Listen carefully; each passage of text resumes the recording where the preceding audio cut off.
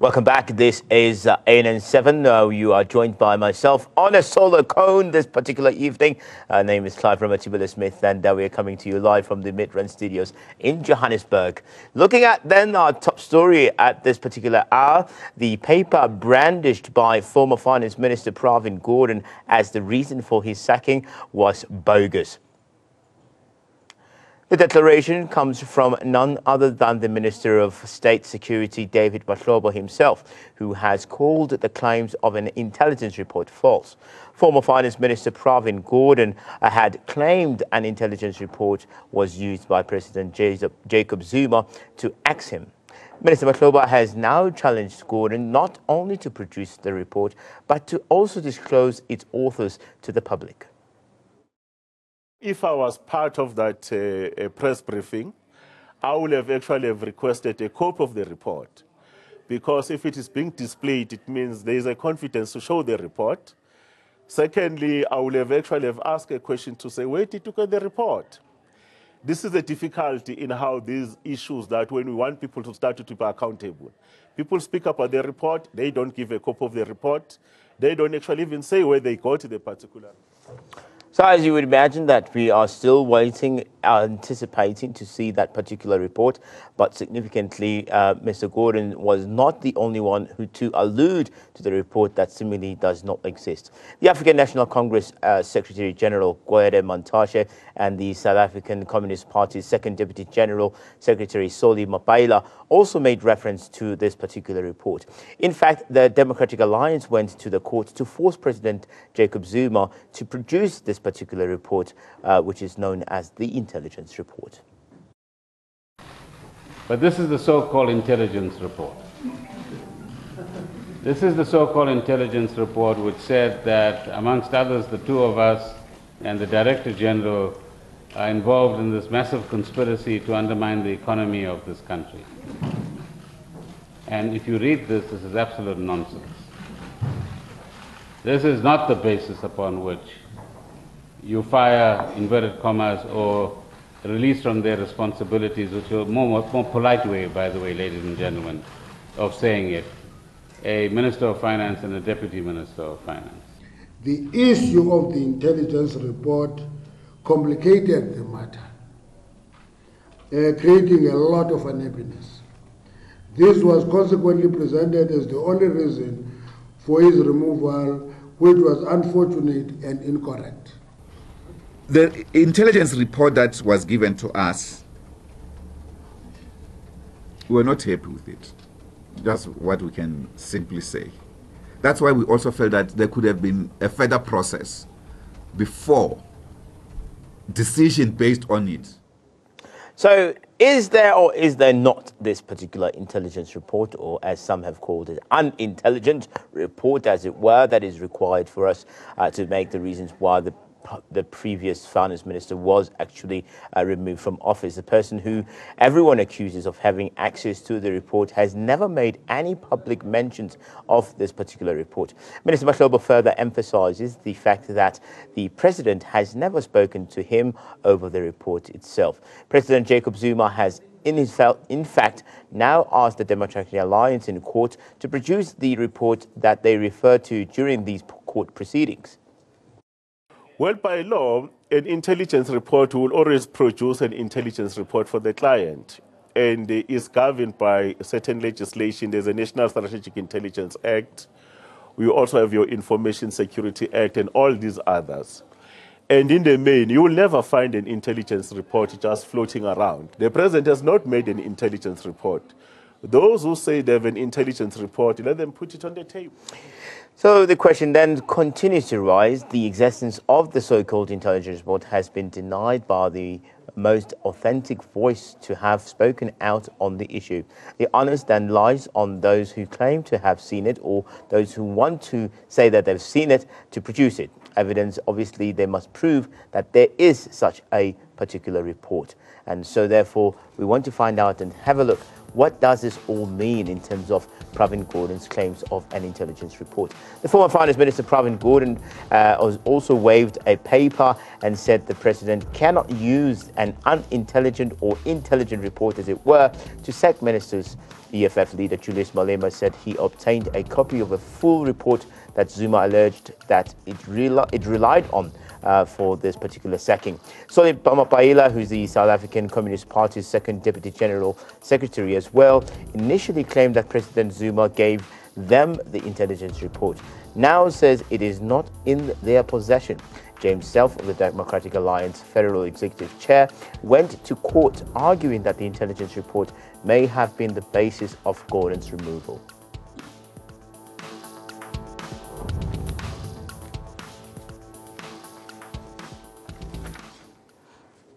I guess it's a question of to be or not to be. Is there or is there not? And that's why we have our guests here who are going to be helping us to unpack this particular one. And we are joined by Butang Muilwa, who is just recently wrote a book, by the way. We congratulate him on that. He's our political analyst this evening. And we also have Professor Andre Thomas Hausen, who is a constitutional expert as well. We have on the line with us Mr. Musiri Tsiane, who is with the South African Liberty Foundation to talk to us about this particular issue. We welcome you, gentlemen, and thank you very much on this wonderful Friday.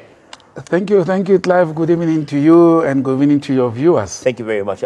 Prof, let's start with you. I mean, these things are very simple and straightforward. It's either there is or there isn't, and it's particularly very mischievous, you would agree, to waive something. As you can see, I've got my guest list in front of me here, and say that it does exist, and whereas you don't know anything about it. What are the legalities of having something like a report of intelligence, particularly for a government, that can be issued to everybody, including ministers, other than the president, to have access to? What does that mean in terms of the legalities around the matter?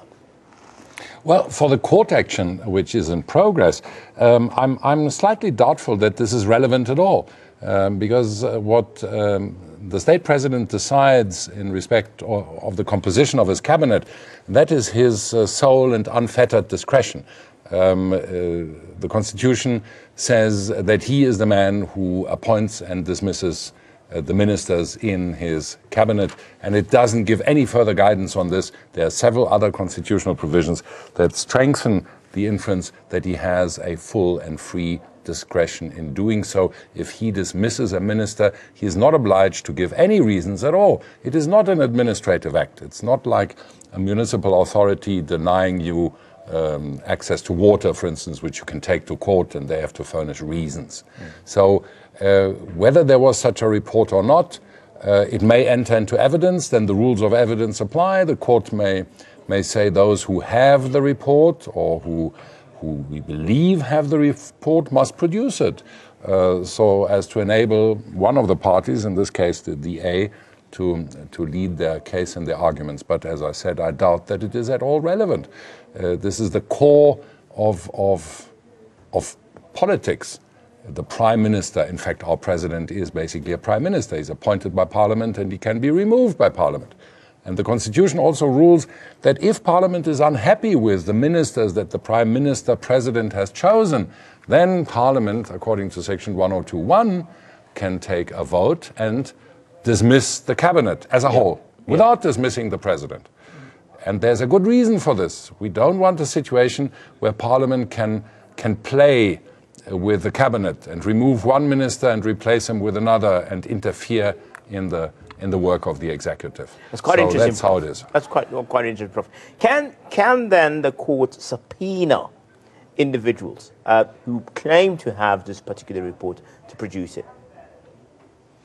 It could, but a wise court, in my view, would say, please, whoever wants to rely on this report, convince us that this report is relevant to your case.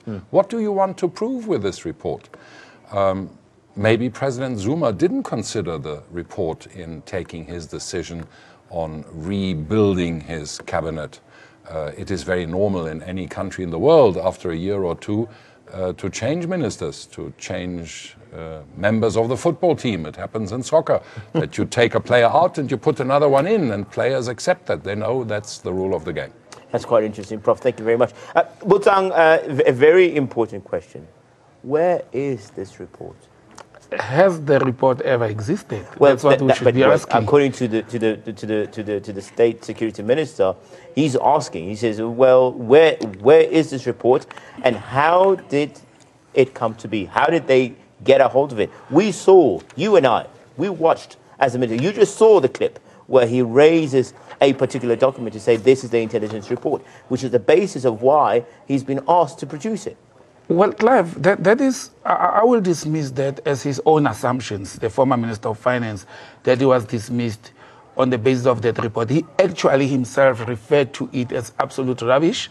He referred to it as the so-called report. So once you start putting on words like the so-called report, it simply means to me that you personally don't even have relevance or reliance on that particular document presented in you. Or to you. But also, when I looked at that paper, I've zoomed the TV several times, you know, to try and look at the way it was written, the font that was used. It is not the way the National Intelligence Agency or the South African State Security Agency writes their own reports. And also, the president never mentioned or referred to anything of that report. He has been actually silent, which is in this instance working to his advantage. The Constitution says he does not owe us, as a nation, any explanation when he reshuffles his cabinet. He has been silent like it has happened before. It was not the first time he reshuffled the cabinet. But also, now the onus rests legally, as Prof said, with those who have gone to court to say, we are submitting this report which we think it was used to dismiss, as they call it. I don't know why is it dismissal, why is it not reshuffle, why is it not substitution, like it has happened. The former Minister of Finance. They must prove. The Minister of Finance is the only person, sadly so, the former Minister of Finance, Mr. Gordhan, is sadly so the only person who has stood up in front of the whole world and flashed that report. Nobody, the South African Communist Party, they've never, they said they heard, then they switched or they montage, as people say today. Whether Mantashe himself, if you listen to the statement, he doesn't say the president, when he briefed the top 6, presented that report. He didn't say that. You must listen to the words carefully. Whether Mantashe is saying this report that was presented also created problems. Presented by who? Those are the people who should be able to tell the nation and put us to confidence that who actually presented that report, who is the author. We are already clear that it is not the ANC intelligence as the organization, it is not the intelligence of the country, it is not the presidency, it is definitely not the DA because they are the one going to court. But can the president use external powers as intelligence? No. Could it be something like what happened in the United States where Donald Trump says, there's stories now that he's leaked a particular intelligence that was classified to the Russians. Could this be that maybe he got it from foreign individuals, perhaps? Clive, these are unwritten rules. You know, the world of intelligence is that when you operate in a situation, any information becomes important. But there are internal or country processes that a head of state will say, we have a Minister of Intelligence, we have the State Security Agency, let me hand over this document to people who I have appointed and or are tasked by the nation to can investigate such measures. Yeah, I don't think you're not giving me the answer, so I'm going to skip you. No, I'm going to skip you because I want the answer, because I'm asking, where is this report? And we are joined on the line here by Musiri Tsiane, who is with SALF. Musiri, top of the evening to you and welcome to the show. Thank you, sir. Musiri, I'm hoping that you're going to clear this for me because I'm having difficulty here. Where is this report? We only last saw it on television. Can you please give us some enlightenment with regards to where this report is? Well, the former Minister of Finance should have that report. He showed us. I think from where I take it is that he showed he's the only man who says there is a report. You know, there was once a popular thing that went in Parliament which says people are tsotsis. You know, if there is a tsotsi, we must know who is a tsotsi, who told us the truth and who lied to us. The president said there was never a report presented to us. The Minister of Intelligence, he says, we've never presented a report. Now, you've got a minister. You know, there's one thing about time, he always tells the truth. If you're going to stand in public during the heydays, you know, these were the times when the minister was the man who would protect us against those that want to corrupt or wanted to corrupt against the state. Now, this is the minister who stood up and presented a report. We saw it on TV. It is there. Now, we're asking him, where is that report? He should present it.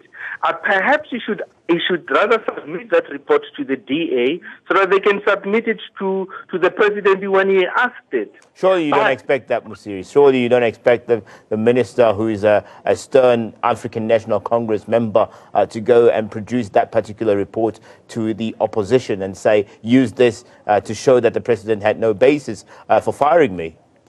No, but all along these battles that were happening, a march that was there was a march in his name.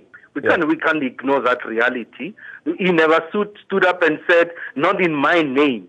I'm not going to march over there and say that there must be a recall of an ANC president, not in my name. No, the ministers never said.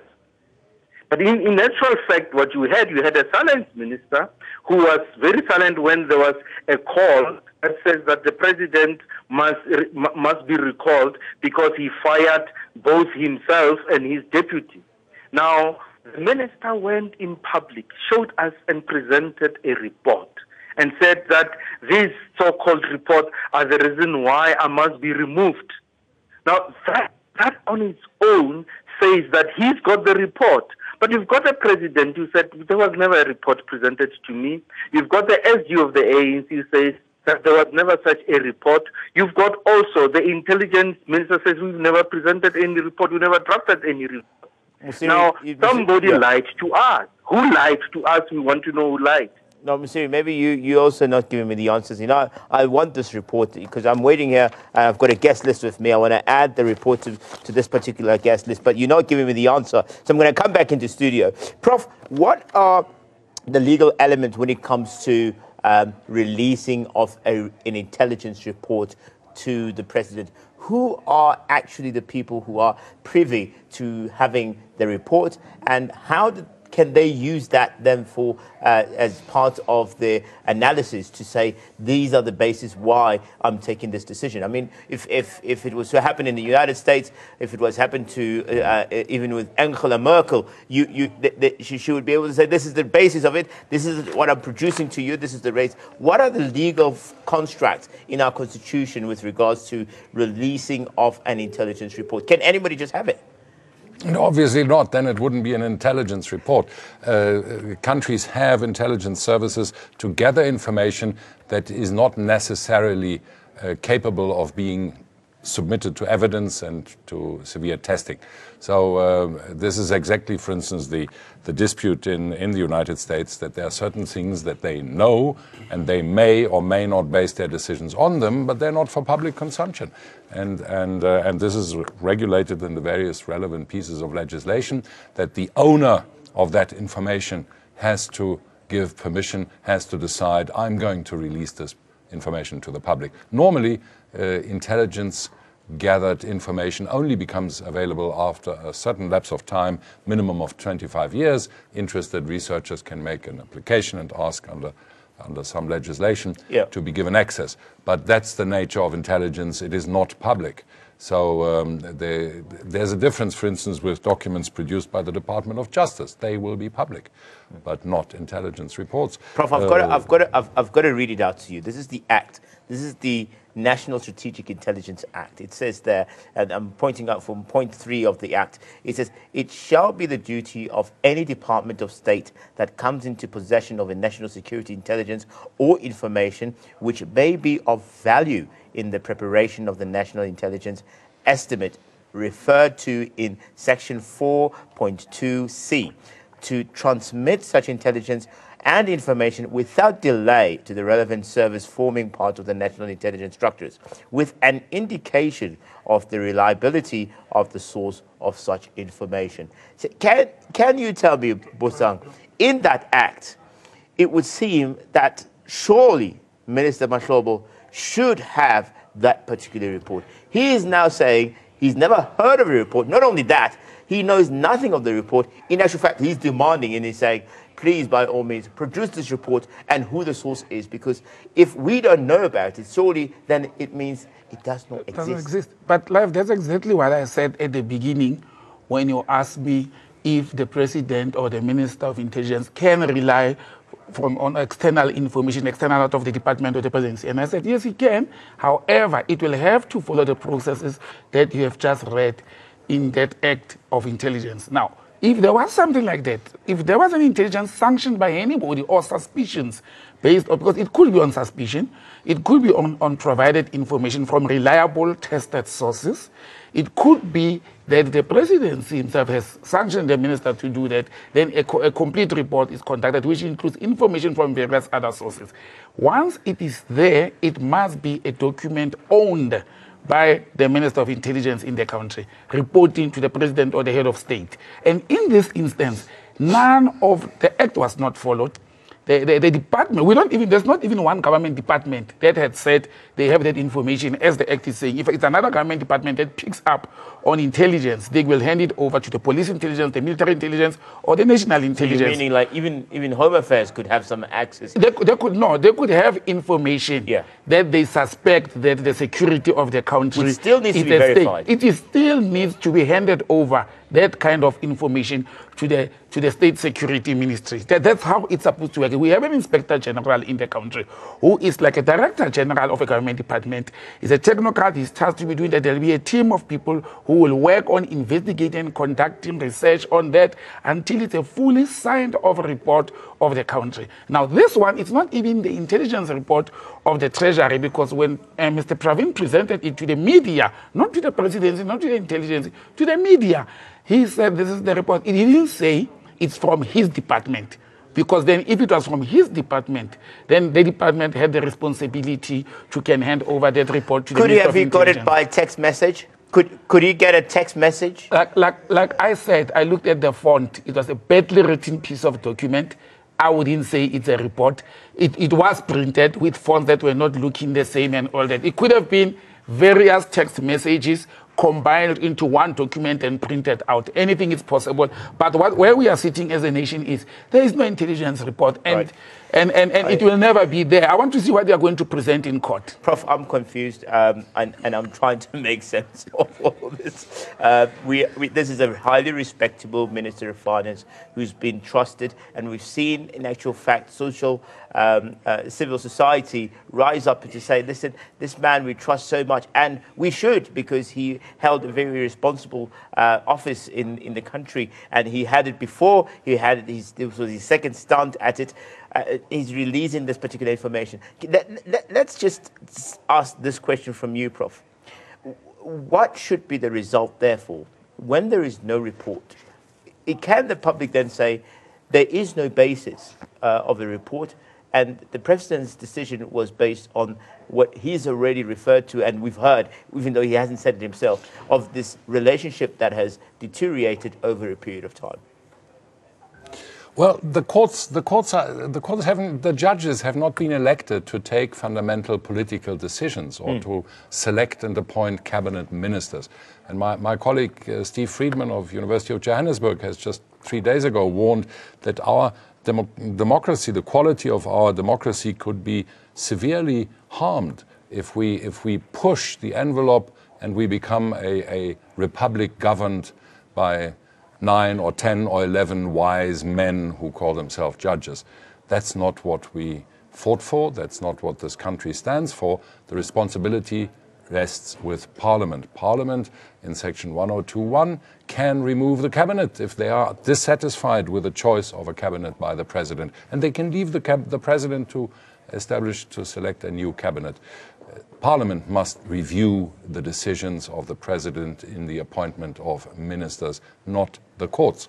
The courts can, of course, make a ruling and say, we can stop absolutely absurd and biased and irrational decisions. But then please, plaintiffs, you must convince us that this decision was irrational, that it was biased, that it was maybe grounded on a personal hatred, on some hidden love affair, on some scandal that we don't know of.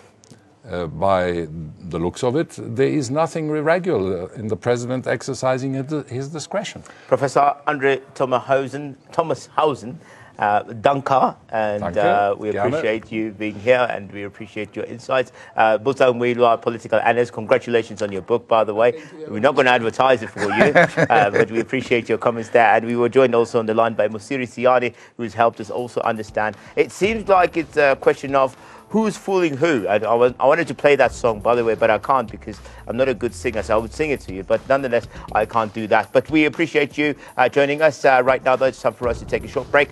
We'll be back with your business news just after this.